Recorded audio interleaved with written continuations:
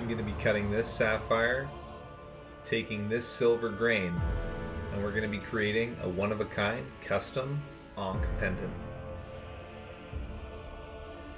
So we're going to be starting off on this pendant by cutting the main stone, and from this I'm going to be establishing the length and width so that we can make the accent stones 51% of the length of the main stone. Now, this was requested by the client who's getting this commissioned, and this custom Ankh is probably going to be the largest piece of jewelry I will make for some time. Now, I'm pretty excited about this one. It's going to be cast in silver, and I'm going to be going through the entire process from start to finish, from cutting the stones to quickly running over the actual design. And this is going to be 3D printed into a resin, and that is actually going to be cast. So starting off, I'm actually using a piece of synthetic sapphire. If this were to be a natural sapphire, the price would be exponentially higher. So it's going to be a little bit more cost effective. Now, there was two options. I could have bought a synthetic boule. It's just a cylindrical piece of sapphire. And I actually bought an already cut sapphire that I cut up on a gem saw, cut it into 4 chunks. Now, the reason for this was a couple reasons. The main reason was the color that was requested I actually found in an already cut chunk of sapphire.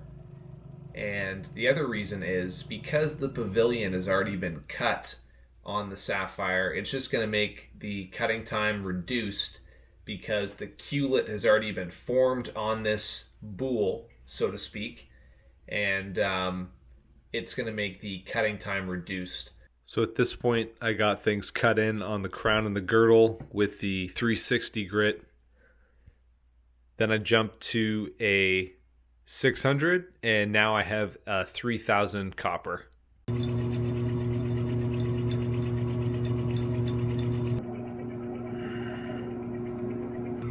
Getting down to the last few rows here, and then I'm going to switch over to my bat lap, and then finally I'm going to come in and I'm going to cut the table last. So things take a little longer with the sapphire, especially for the size of this one in particular. This is going to be one of the lengthier cuts. I'm able to cut a garnet, let's say that's a 5mm round, in 2 hours. Where something like this is going to be substantially more. I'm not even going to put a time on it because I personally, I'm not even sure. It's going to be a while though. And this was a pretty interesting shape, but we wanted something that was going to incorporate that loop in the Ankh. This is the one that he settled on. All right, just time for the table now. I'm going to cut this on my 600 grit. So I'm not going to have to cut too much.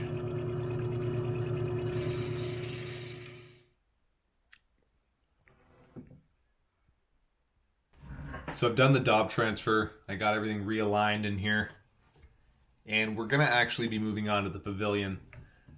Now, I don't ever cut the pavilion last unless it's a recut.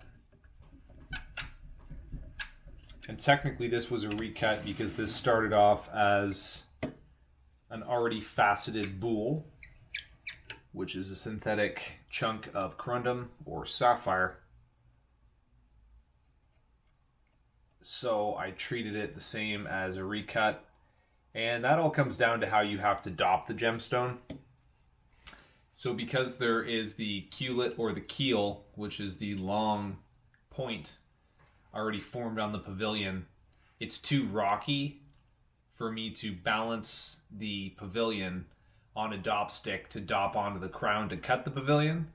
It's easier to anchor the gem to the flat point, which is the table on the crown, and add the adhesive to the pointy part to dop it, and then cut the crown first.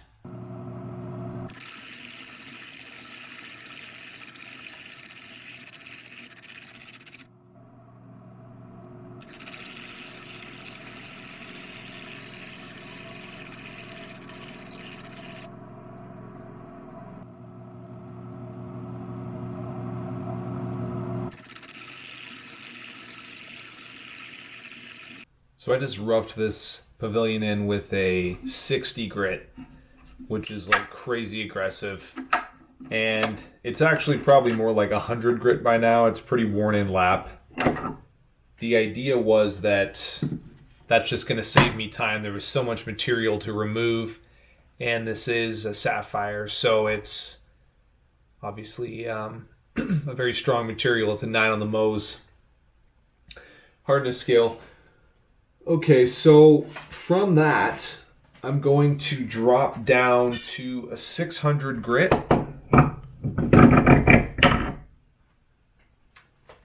And that's just to remove some of the scratching because that was extremely aggressive.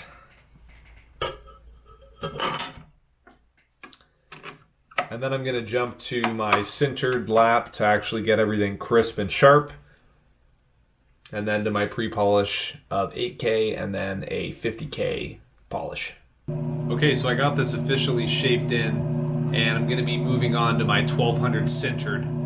Now, this had a lot of material, a lot of bulk material that I had to shave away, and to form this little culet, which is a little point of the stone, and just to remove all that excess material. So we are there, and things are going really good. It's looking really nice, but after this 1200, this is really what's going to get my meat points of each facet seated where I want them to be, and then we're going to be prepped up for our pre-polish. Now, I know when to stop cutting when I've established the finished girdle width that I want on my 1200. This is going to essentially be the finished width of the girdle, because when I'm moving on to my pre-polish and polish, there's such minimal material removed that this is the lap that I really want to cut everything in and seat everything how I want it to finish. Alright guys, we did it. Now that is the biggest sapphire I've ever cut. This thing is pretty wild. Alright, let's get this off the dop stick and take a look. Pretty excited. Now, dependent upon what the stone is, I typically have it in acetone. What I'm going to do right now is a little bit of a cheat. You can only do this with stones that can handle thermal shocking. The idea is you hold the stone with wet paper towel, and you actually just heat the dop stick. And it takes maybe 40 seconds to a minute.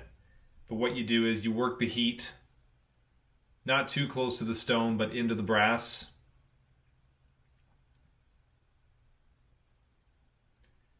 The heat will actually break the bond between the adhesive or glue. And I never actually have the dop stick directly touching against the gemstone. That's another little trick. I can actually hear sizzling, and usually when that happens it means we're good to break this off, which just happened. Alright, well, it's kind of ironic that I tried that, because I'm going to have to put it in acetone anyway, because unfortunately this glue is pretty on there. Okay, so we're putting this in the acetone anyhow. Okay, so the first sapphire's cut. We're going to be working onto these 3 accents. Now you see this piece here. It's a little bit larger than the other 2. So what I'm going to do is I'm going to hop on to my 60 grit, and I'm going to shave down 1/2 of this stone just to make it a little more workable, so it's a little bit better shape. And then we're going to get all these dopped up, and we're going to cut them all at the same dimension. So the idea was to take the length of this stone here that was just previously cut, and to actually do 51% of the length, which worked out to be 8.36. Okay, so recently I actually changed my adhesives. I'm using a UV reactive glue now. Basically the advantage is that it sets up quickly. I'm able to cure it with light. So it's the benefits of speed like you have with dop wax. yet at the same time, it's got the strength of the super glue. So it's pretty beneficial. And this is what I've been doing lately to dop a stone and get to work right away.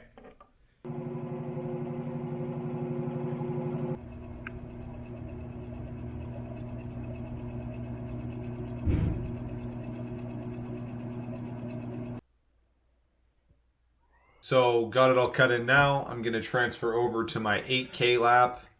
And I'm jumping from a 600 to an 8K. Now sometimes with diamond or with sapphire, you want to throw a 3K into the center of your cycle, of your sequence. I'm just going to jump to an 8K, and if I don't think it's adequate, I'll hop back down to a 3000. But I've been having pretty good luck with this lap sequence lately. I either do 600 to 8K, or I do 1200. Now you got to be careful with 1200 unless it's actually sintered diamond laps. If you use the electroplated, you're gonna have a bad time. Okay, so we're gonna start this over here at 22. 76.99. Now, when you're using the charged laps, you don't need water, so I don't have to worry about water splashing on this. Which is kind of nice because I have my splash pan down right now. As you can see, I'm going to run at a low speed anyway. That's what I like to do on these grids. Okay.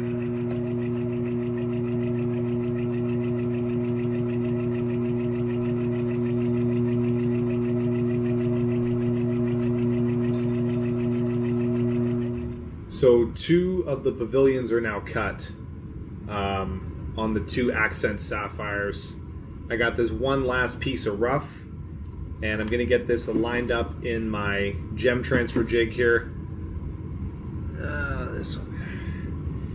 And we are going to get this last one cut. Now, the 2 that are actually finished, I normally have them in a gem transfer jig, because once I cut them, I like to use the super glue. It's the strongest bonding agent that I'm aware of.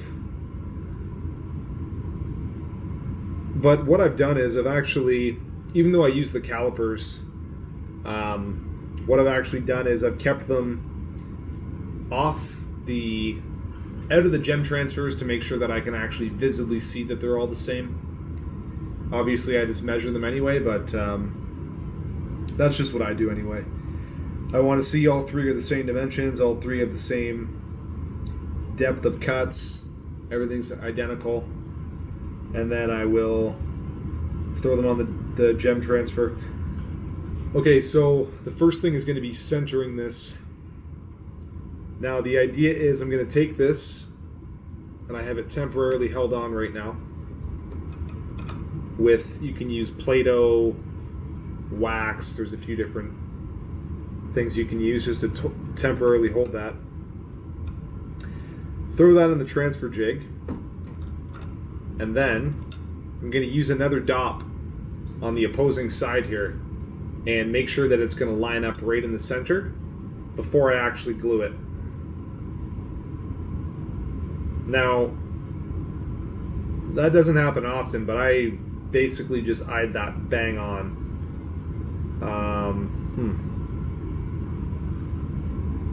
Wow.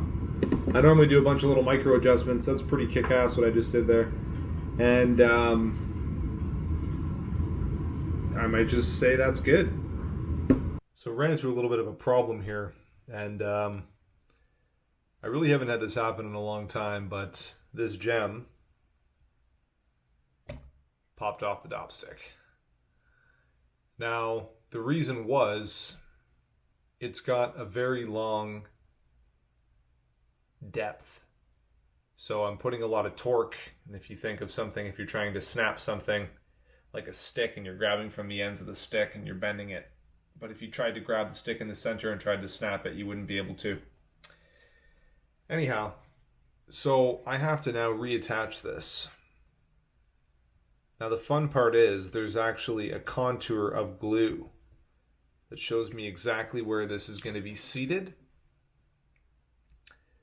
So I add some of my glue and I set it on.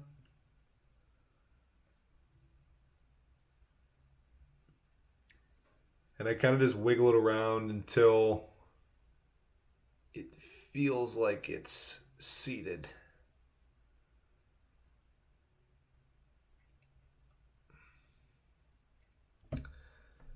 Right back the way it was. Now the only unfortunate thing about this, I'm gonna have to let this dry overnight. So what I found was buying a few Dob transfers is definitely a wise decision. Now this is a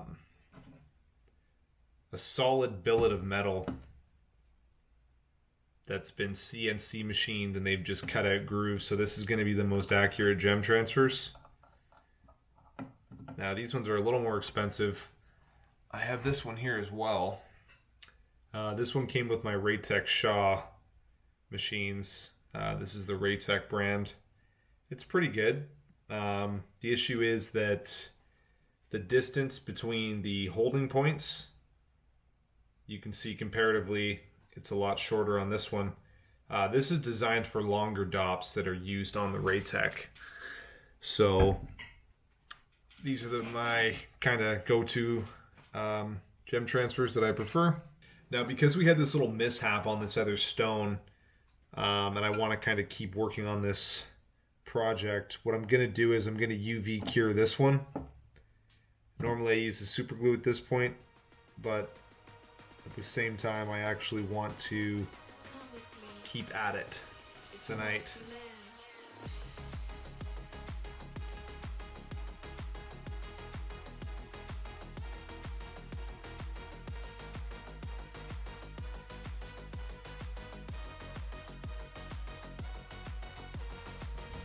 Alright, that's going to be it for episode 1. We got one accent stone completed and the main stone completed. And join for part 2 where we are going to finish the second and third accent stone, and we are going to do the cast and polish and set the stones.